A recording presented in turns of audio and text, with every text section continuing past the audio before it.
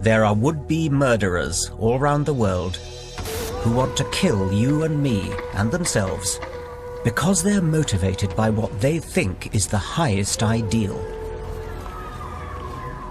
Of course, politics are important. Iraq, Palestine, even social deprivation in Bradford.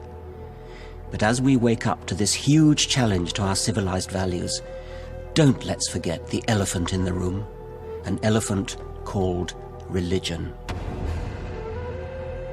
The suicide bomber is convinced that in killing for his God, he will be fast-tracked to a special martyr's heaven. This isn't just a problem of Islam. In this program, I want to examine that dangerous thing that's common to Judaism and Christianity as well, the process of non-thinking called faith. I'm a scientist, and I believe there is a profound contradiction between science and religious belief. There is no well-demonstrated reason to believe in God, and I think the idea of a divine creator belittles the elegant reality of the universe. The 21st century should be an age of reason, yet irrational, militant faith is back on the march. Religious extremism is implicated in the world's most bitter and unending conflicts. We want the non-Muslims off the lands of Muhammad. We want the kuffar out of it. America, too, has its own fundamentalists. The issue for the next generation is going to be the Islamification of Europe. And in Britain, even as we live in the shadow of holy terror, our government wants to restrict our freedom to criticize religion. Science, we are told, should not tread on the toes of theology. But why should scientists tiptoe respectfully away? The time has come for people of reason to say enough is enough. Religious faith discourages independent thought, it's divisive, and it's dangerous.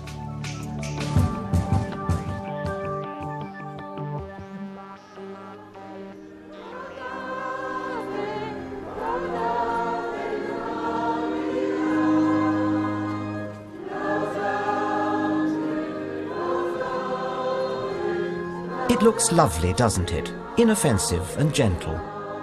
But isn't this the beginning of that slippery slope that leads to young men with rucksack bombs on the tube? If you want to experience the medieval rituals of faith, the candlelight, incense, music, important-sounding dead languages, nobody does it better than the Catholics.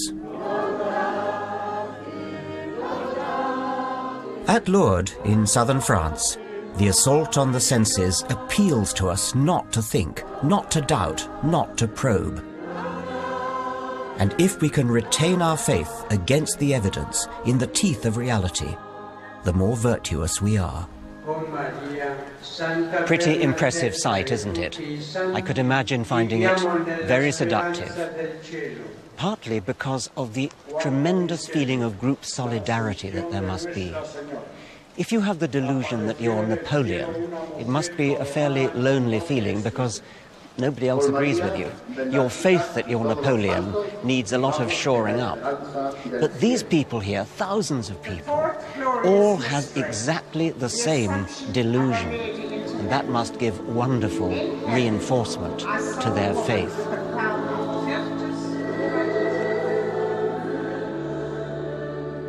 I used to think reason had won the war against superstition, but it's quite shaking to witness the faithful droves trooping through Lourdes. This is a benign herd, but it supports a backward belief system that I believe reason must challenge.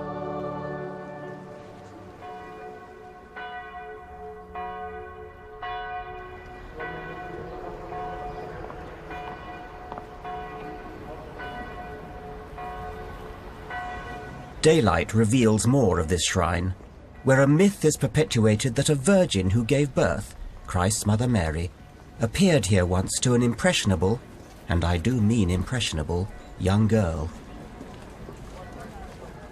The faithful make the pilgrimage here, because they believe that terrible afflictions can be cured by dragging their poor bodies up to a pool of water where the Virgin Mary made her miraculous appearance. In reality, they're probably more likely to catch something from the thousands of other pilgrims who've wallowed in the same water.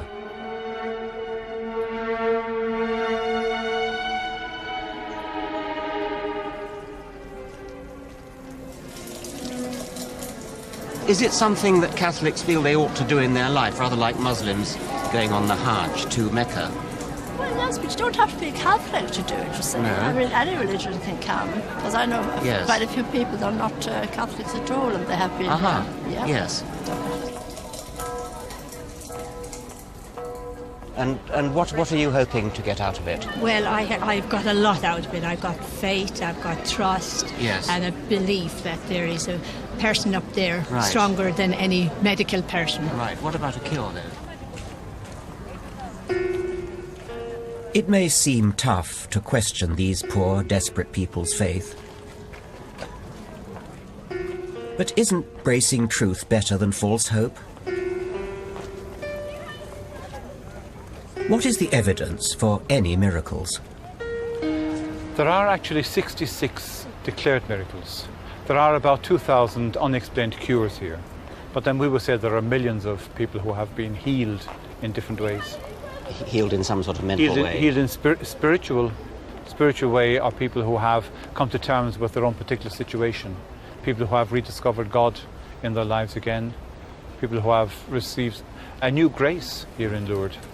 So you tend to get about 80,000 per year who come. About 80,000 sick pilgrims who come here every year. That's been going on for more than a century now, for Yes. a century and a half. Yes. So 80,000 per year, and of those, 66 have been cured. Correct. I'm just, you see the way I'm thinking. Yeah. So the hard fact is that over the years, with their millions of pilgrims, there have been 66 supposed miracles. Statistically, it adds up to no evidence at all. I can't help remarking that nobody has ever had a miraculous regrowing of a severed leg. The cures are always things that might have got better anyway. People lean on their faith as a crutch, but I fear the comfort it provides is a shallow pretense. And I want to look at how the suspension of disbelief inherent in faith can lead to far more dangerous ideas beyond. People like to say that faith and science can live together side by side, but I don't think they can. They're deeply opposed. Science is a discipline of investigation and constructive doubt, questing with logic, evidence and reason to draw conclusions. Faith, by stark contrast, demands a positive suspension of critical faculties. Science proceeds by setting up hypotheses, ideas or models, and then attempts to disprove them. So a scientist is constantly asking questions, being skeptical. Religion is about turning untested belief into unshakable truth through the power of institutions and the passage of time.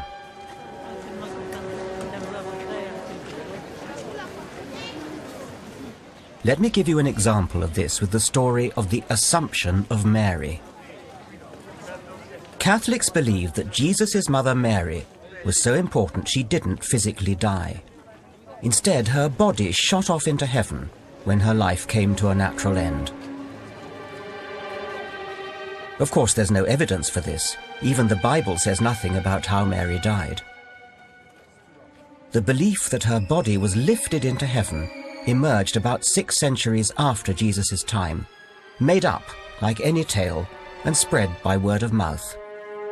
But it became established tradition. It was handed down over centuries. And the odd thing about tradition is that the longer it's been going, the more people seem to take it seriously. It's as though sheer passage of time makes something that was to begin with just made up, turns it into what people believe as a fact.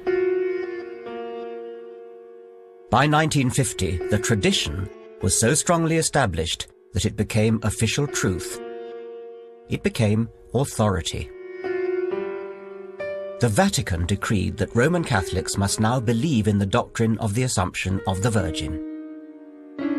Now, if you had asked Pope Pius XII how he knew it was truth, he would have said you had to take his word for it because it had been revealed to him by God. He shut himself away and thought about it. He just thought private thoughts inside his own head and convinced himself, no doubt on tortuous theological grounds, that it just had to be so. None of this is particularly harmful when it is limited to the Virgin Mary going to heaven. But what about the Pope's personal convictions when it comes to, say, discouraging the use of condoms in AIDS-ridden Africa? Then the power of the Church through tradition, authority, and revelation comes with an appalling human cost. It would be unfair to pick on the Catholics. All religions are up to the same tricks. It could be Muslim imams issuing fatwas. It's the same principle. It's issued by the authority and then passes down through the ranks to parents, to children, and all without a shred of evidence.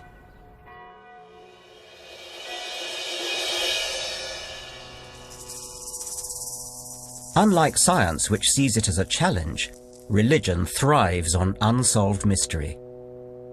For early humanity, what was mysterious and unexplained was so vast that only an equally vast higher being, an alpha male in the sky, could fill that gap.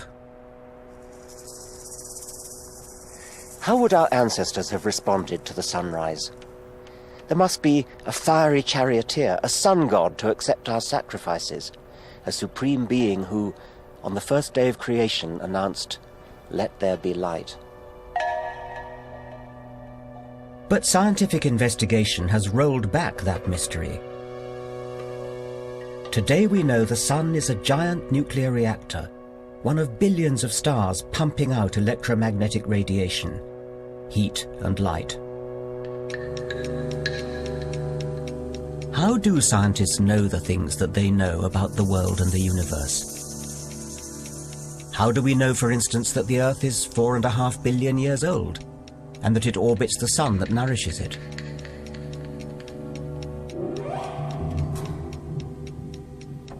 How do we know that these dinosaurs are hundreds of millions of years old?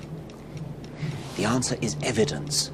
Tons and tons of mutually supporting evidence.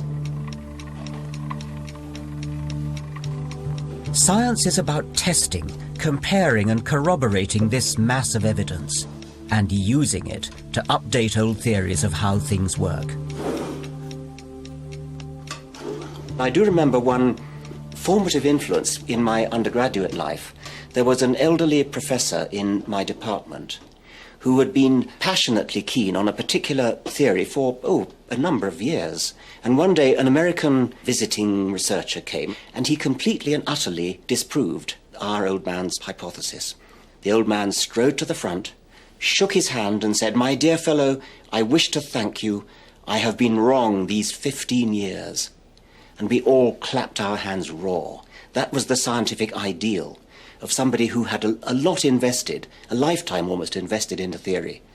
And he was rejoicing that he had been shown wrong and that scientific truth had been advanced.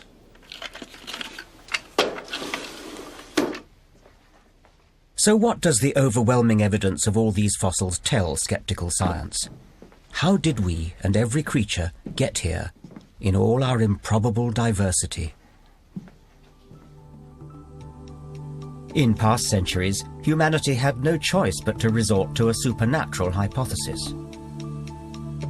Among the many creation myths around the world, the Book of Genesis imagined a designer God who fashioned the world and life in just 6 days. Finally, in the 19th century, science pieced together what had really happened. Charles Darwin hit upon a truly brilliant idea that elegantly explains all of life on Earth without any need to invoke the supernatural or the divine.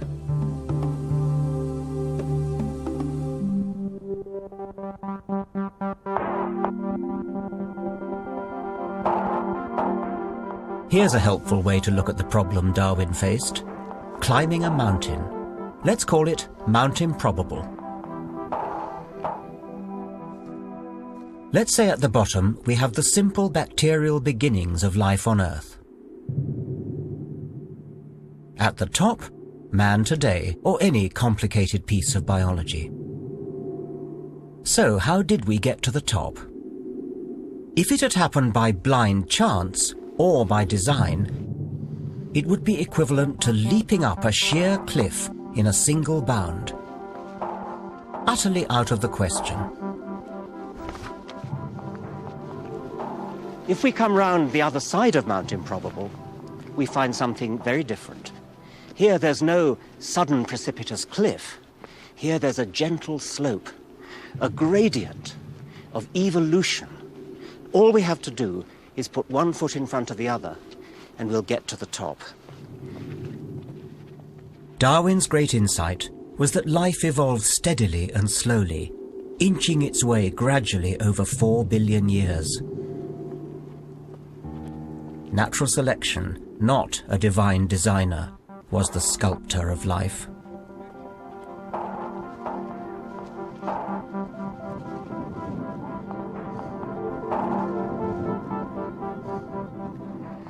So evolution, driven by Darwin's motor of natural selection, gets us to the top of Mount Improbable, from primeval simplicity to ultimate complexity. The design hypothesis couldn't even begin to do that, because it raises an even bigger problem than it solves. Who made the designer? The abundance and variety of life on Earth may seem improbable, but it's self-evidently futile to invent an improbable God to explain that very improbability. I thought that in my lifetime evolution would be accepted and taught around the world as a scientific fact, supported by overwhelming evidence. But unfortunately, the whole point about faith is that even massive and constantly accumulating physical evidence cuts no ice. Evolution today is under threat. In the Bible Belt of Middle America, evangelical Christians are fighting back against science. Our Father, who art in heaven, hallowed be thy name. In the New World, religion is free enterprise. Rival groups set up shop on every street corner, competing to save people's souls and collect their money. Thy will be done, thy will be done on earth. Fundamentalist Christianity is on the rise among the electorate of the world's only superpower, right up to and including the president. If you believe the surveys, 45% of Americans, that's about 135 million people, believe the universe is less than 10,000 years old. Power and all the glory on earth as it is in heaven. Forever and ever. Amen. This is the New Life Church in Colorado Springs, where conservative Christians have built an $18 million worship center as their New Jerusalem in the foothills of the Rocky Mountains. Evangelical churches like this have become a powerful lobby, exerting enormous influence on everything in America, from the teaching of science in schools to foreign policy.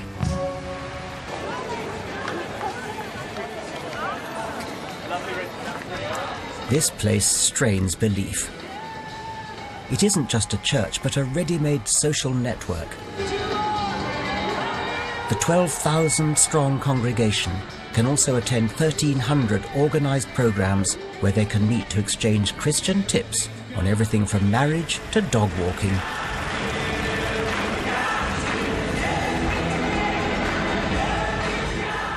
It's all terribly exuberant and intense.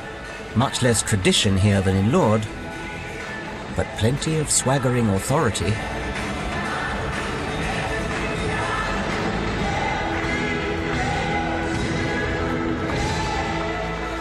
The pastor is Ted Haggard, a powerful man, chairman of the National Association of Evangelicals, and the new life is Ted's Evangelical Vatican.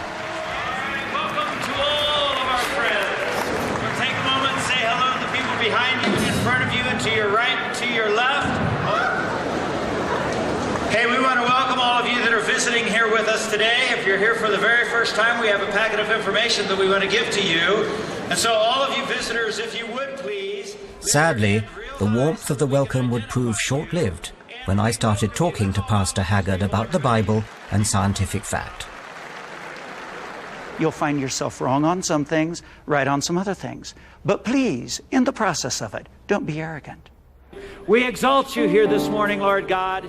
Everything that's within us wants to give you praise and glory and honor because we are so grateful for what you've done. The New Life Church in Colorado Springs is a bastion of American religious conservatism. Thank you for transforming our lives. Thank you, Lord God. I've come to try to understand why what I see as irrational faith is thriving and why it's attacking science. We pray, and everybody says, Amen. Welcome to the United States. Thank you very much. Pastor Ted Haggard has a hotline to God and to George Bush. A staunch Republican, he claims he has a weekly conference call with the president and has also rubbed shoulders with Tony Blair and Ariel Sharon.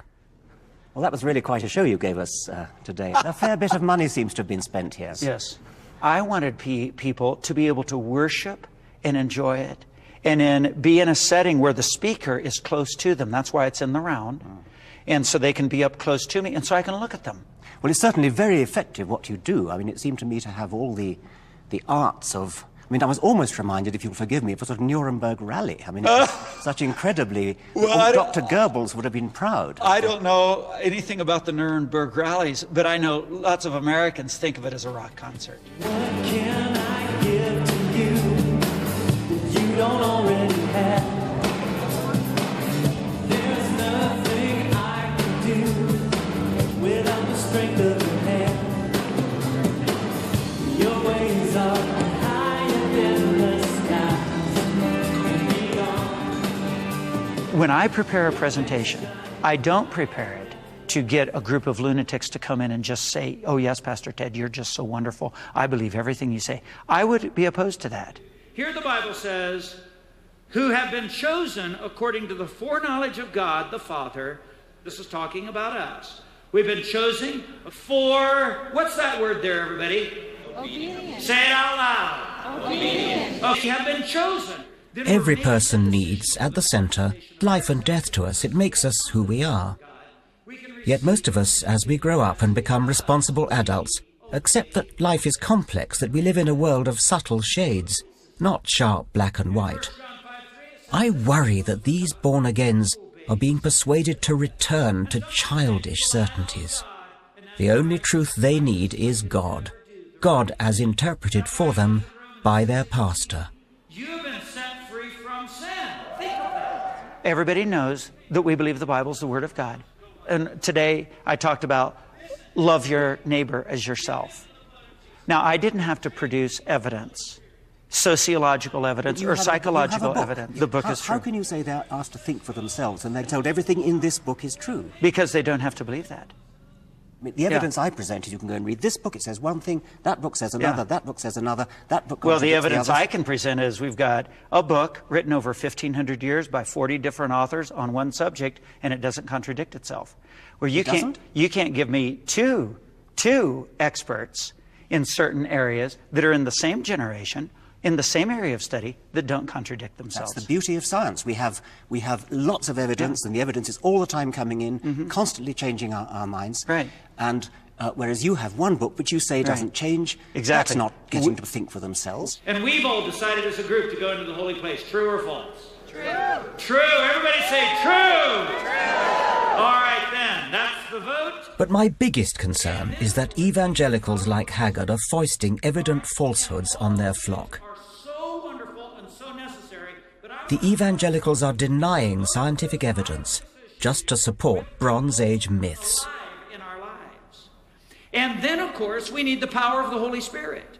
We fully embrace the scientific method as American evangelicals, and we think as time goes along, as we discover more and more facts, that we'll learn more and more about how God created the heavens and the earth. The scientific method clearly demonstrates that the world is 4.5 billion years old. I mean, do you accept that? Yeah, you know what you're doing is you are accepting some of the views that are accepted in some portions of the scientific community as fact.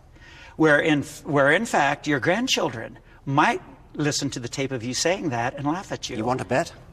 Sometimes it's hard for a human being to study the ear or study the eye and think that happened by accident. I beg your pardon, did you say by accident? Yeah. What do you mean by accident? That the eye just formed itself somehow. And who says it did? Well, some evolutionists say it did. Not a single one that I've ever met. Really? Really. Oh. You obviously know nothing about the subject of evolution. Or maybe you haven't met the people I have. But you see, you do understand. You do understand that this issue right here of intellectual arrogance is the reason why people like you have a difficult problem with people of faith. I don't communicate an air of superiority over the people because I know so much more. And if you only read the books I know, and if you only knew the scientists I knew, then you would be great like me. Well, sir, there could be many things that you know well. There are other things that you don't know well. As you age, you'll find yourself wrong on some things, right on some other things. But please, in the process of it, don't be arrogant.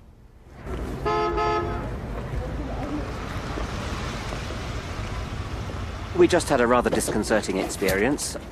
We were just packing up our stuff ready to go, and he suddenly drove up in his pickup truck and said, "Get off my land immediately, I'll have you thrown in jail, I'll seize your film." And he then said a very curious thing. He said, "You called my children animals." Afterwards, we worked out that what he must have meant was that I talked about evolution. He thought I was saying that his flock were animals, which of course in a sense I was, because all humans are animals.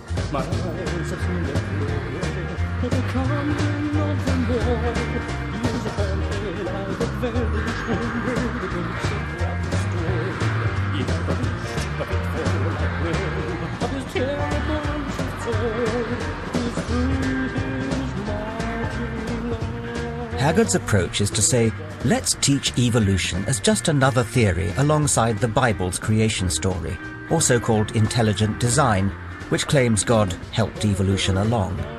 It sounds so reasonable, doesn't it?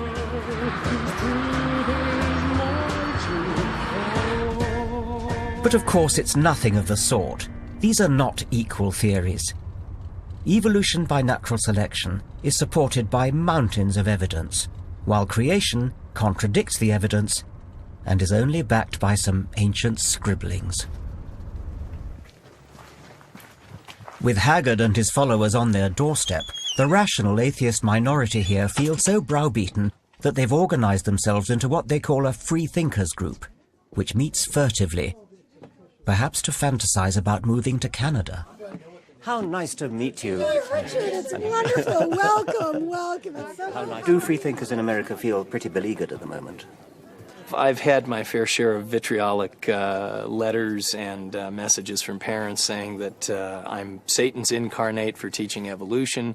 And there are ministries here in Colorado Springs that indoctrinate students in summer programs to challenge biology teachers in the classroom. And so is it an organized campaign to Oh, they're organized campaigns, absolutely. I do not tolerate it because I teach. But they have this mindset that they are right. If a person comes out in this country as an atheist, they're likely to suffer career damage. They might lose a job. They might not get a job. They might lose an opportunity for an apartment. Waking up, as most Americans do, very late on this, coming to a realization, as we did during the McCarthy era, and even during... It's very similar to the McCarthy era. Yes, it is. We do begin now to see the dangers of this extremism. Christian fascism, isn't it? Yeah, and whatever mantle you want to give it, which I've heard lately is domination theology, dominion Christianity. How many Christians would be left? The person who's ever become a Christian has gone through the same thing here. No, was that God forgives them and loves them. And in a Christian, I had a hard time. Fundamentalist American Christianity is attacking science. But what is it offering instead? a mirror image of Islamic extremism, an American Taliban,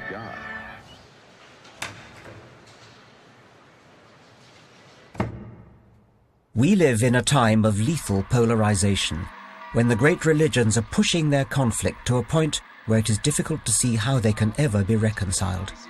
In New York, Madrid and London, we've witnessed the religious insanities of the Middle East penetrate the heart of the secular West.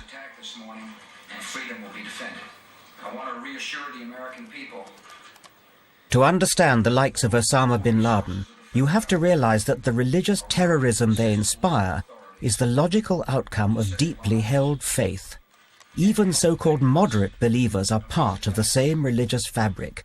They encourage unreason as a positive virtue. What's really scary is that religious warriors think of what they are doing as the ultimate good. Those of us brought up in Christianity can soon get the message. Onward, Christian soldiers, fight the good fight. Stand up for Jesus, ye soldiers of the cross. But as far as I'm concerned, the war between good and evil is really just the war between two evils.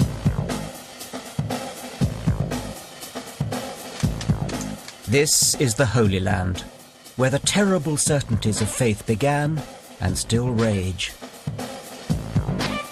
I've come here because it's a microcosm of the religious conflicts which threaten rational values and civilization. The dreadful combination of politics and extreme faith has caused the death of almost 4,000 people here in shootings, suicide bombings, and reprisals in the last 5 years.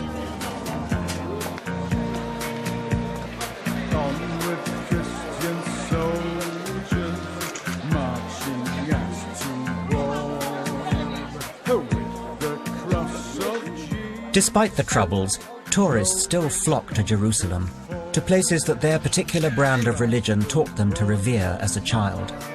The Via Dolorosa, where Jesus was allegedly whipped and beaten during the last hours of his life. Or the Muslim Dome of the Rock. Or the Western Wall, Judaism's and the world's most holy ruin.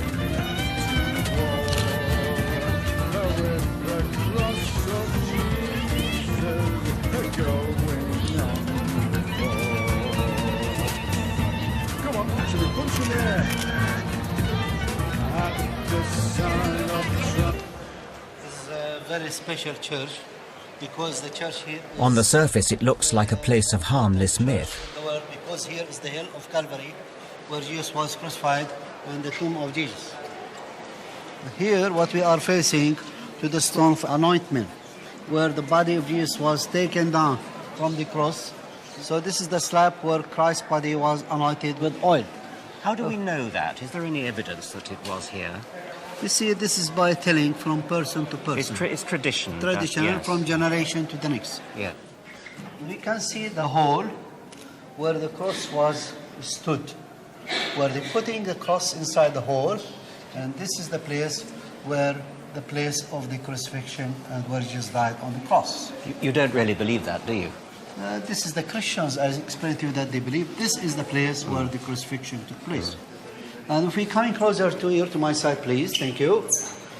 Guard of the tomb is a Greek priest. The tomb regarding the tomb of Jesus. This is left from the big part of the stone which closed the tomb. What we call it the rolling or angels. Watch your head, please. Thank you very much. Yes. This is where you laid and rose from death. We call it sepulchre, means empty tomb. God bless you. You can touch in the tomb. You can make your prayer. Please, I get 4 days off. If you come tomorrow, I leave no Thursday. Forget it. This holy city has to be one of the least enlightened places in the world. And it is also a place of barely suppressed religious hatreds. There will come the day, and that day is now, when you're on our lands spreading these ideas that the soldiers of Allah will not put up with this. We live at a time when religious belief is fighting back against reason and scientific truth. This is a problem for all of us, because religion's irrational roots nourish intolerance to the point of murder.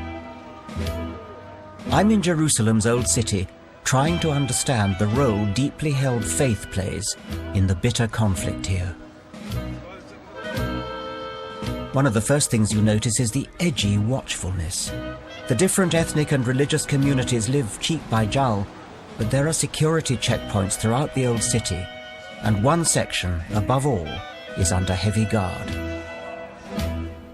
For the Muslims, the compound enclosing the Dome of the Rock and Al-Aqsa Mosque is, after Mecca and Medina, the third holiest site in Islam. It was from here, they believe, that the Prophet Muhammad flew up to heaven. As bad luck would have it, the Jews believe the same place is the site of the long-destroyed First and Second Temples, the holiest shrine in Judaism.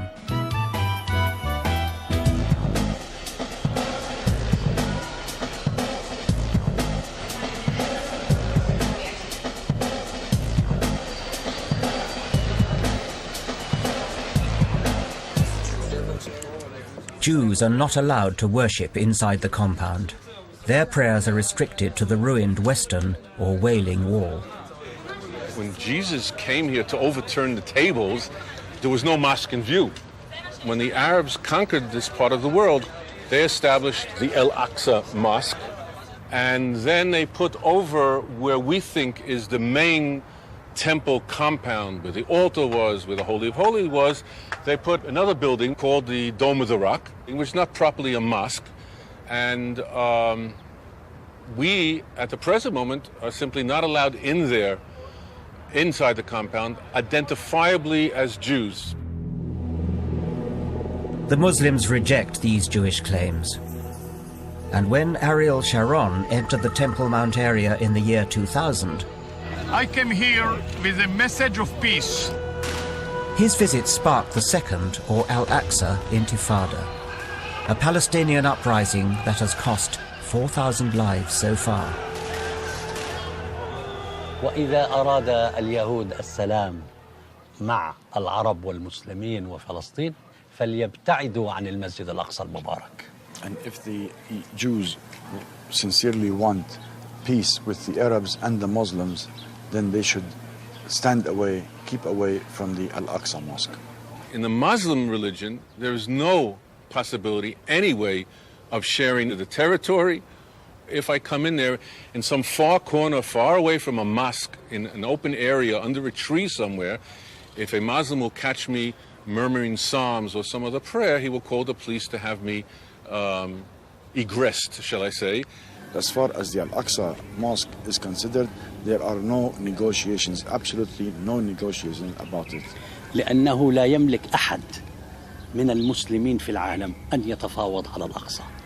Because no Muslim has the right worldwide to negotiate over the Al-Aqsa Mosque.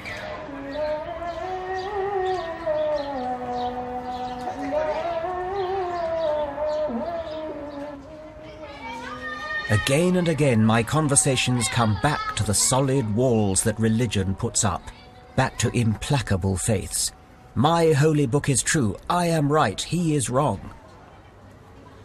So I went to meet someone who, in my naivety, I thought might be able to see both sides of the story. Yusuf al-Khattab used to be called Joseph Cohen, born and brought up as a secular Jew in New York. In 1998, he moved to Gaza as a Jewish settler. But there he discovered a different God, Allah. Hey, kumbari. Nice to see you. Good to see you. What I noticed coming to this center of world religions, what a lot of hatred religion fosters. I mean, I'm an atheist, and I'm rather gentle. I don't hate people, but it seems to me that I'm hearing hate on all sides, and it seems to me all to do with religion. I hate atheists because atheists don't care if somebody fornicates in the middle of the street. They don't care if their women go bouncing around on TV topless. It makes no difference to them. They don't believe in anything. If you don't believe in a set rule, and you believe that a constitution can change, and you can amend the rules as they go along, and you don't believe in God's rule, then what law do you have? You just have man-made laws. I realized I was in the company of someone who has willingly bought into fundamentalist dogma. What do you think about the September the 11th attacks on New York and the July the 7th attacks on London? Okay, since you like to speak about evolution, I like to start before. What do you think about the Jews that have destroyed over 417 Arab villages, including all mosques and masjids, which wouldn't affect you because you're an atheist? So what are you saying, that we should sit back and say, oh, you know what, let us progress and let us sit down and drink tea and talk about what to do? I think that's the most ridiculous thing. All I could say is, if there was no quote-unquote state of Israel, there would have been no September 11th. But if we've all got to live together, it's not going to be helped if there are people of very, very strong faith who simply know they're right and are not amenable to argument, because there's somebody out there who's just as faithful as you and has his faith just as strong as yours, which is opposite to yours. You see, the problem is, Richard, I think that you have fear. You know that this party of occupying Muslim lands and polluting society with these evil ideas that are around, it's not going to last forever. There will always be the soldiers of Allah there to give the response to this. So we also want the same thing. All we want is that we want the non-Muslims at this point off the lands of Muhammad sallallahu alaihi wasallam. All the lands of Muhammad, we want the kuffar out of it. Do you want Islam to take over the rest of the world? Of course I want it to, and it will. So my advice is to clean up your show at home, take your forces off our lands, correct yourselves, fix your society, all right? Fix your women. Fix your women, that's not my business, that's my women's business. No, it is your business. It is your business. When you take the women and dress them like whores on the street. I don't dress women, they dress themselves. No, but you allow it as a norm to let the women go on the street dressed like this. What's going on with your society? But I'm interested in religion and the effect that it has on people's minds, and I'm worried about it. And we're very worried about you. What's going on with the stealing, with the theft? It's out of control. Clearly, historic injustice towards the Palestinians breeds hatred and anger. But we must face up to the fact that in creating the death cults of suicide bombers, it's unshakable, unreasonable conviction in your own righteous faith that is the key. If preachers then tell the faithful that paradise after martyrdom is better than existence here in the real world, it's hardly surprising that some crazed followers will actually swallow it, leading to a terrible cycle of vendetta, war, and suffering.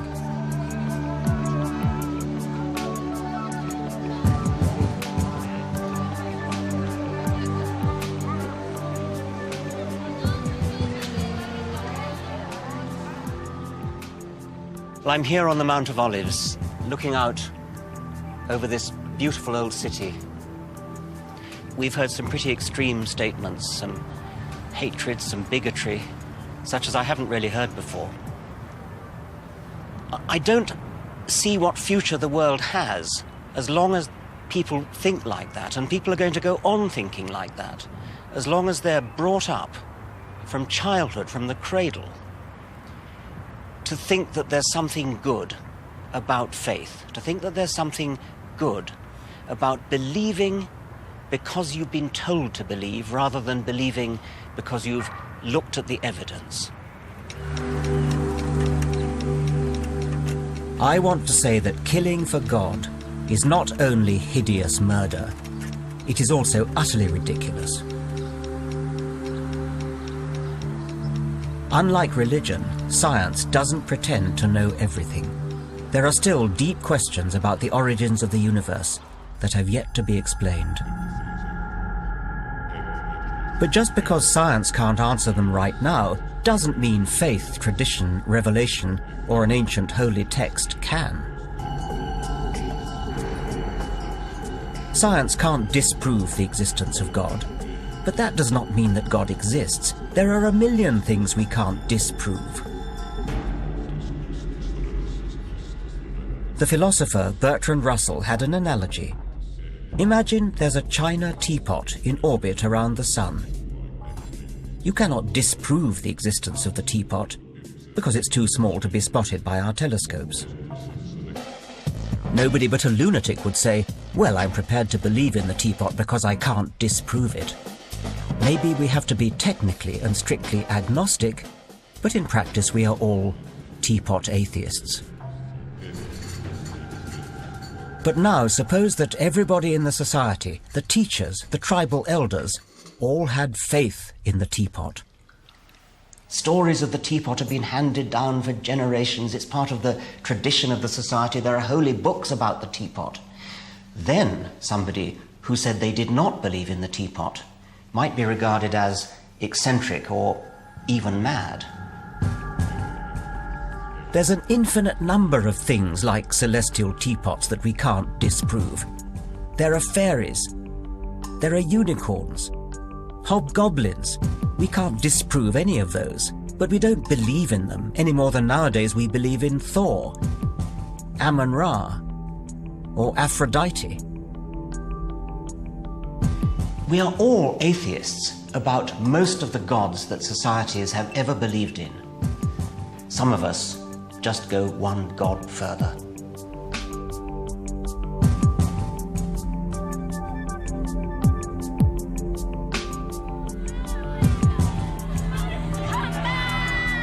In the next programme, how faith acts like a virus that strikes the young, and how the good book, which people follow for moral instruction, actually reveals a God who is surely the most vindictive character in all fiction.